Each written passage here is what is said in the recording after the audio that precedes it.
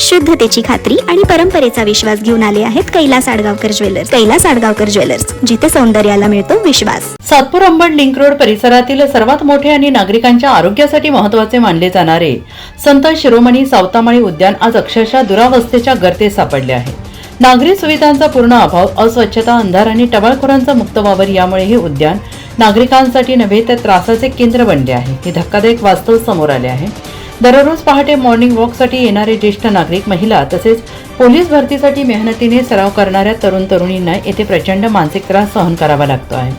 उद्यानात पथदीप बसवणे, नियमित पोलीस गस्त, सुरक्षा रक्षकाची नेमणूक आणि स्वच्छतेसाठी महानगरपालिकेकडे सातत्यानं पाठपुरावा केला जाईल असे ठाम आश्वासन त्यांनी उपस्थित नागरिक आणि तरुण तरुणींना दिलं आहे. प्रशासनाच्या दुर्लक्षामुळे नागरिकांचे हक्काचे उद्यान असुरक्षित बनलेले असून महानगरपालिकेने तात्काळ लक्ष देऊन ठोस उपाययोजना कराव्यात, अन्यथा नागरिकांमध्ये तीव्र संताप व्यक्त होतो आहे. मेहनतीने देशसेवेसाठी तयारी करणाऱ्या तरुण तरुणींच्या सुरक्षिततेशी खेळ करणारे या परिस्थितीला जबाबदार कोण असा सवाल आता उपस्थित केला जातो आहे. NCN न्यूजसाठी प्रतिनिधी सिद्धार्थ लोखंडे, सातपूर.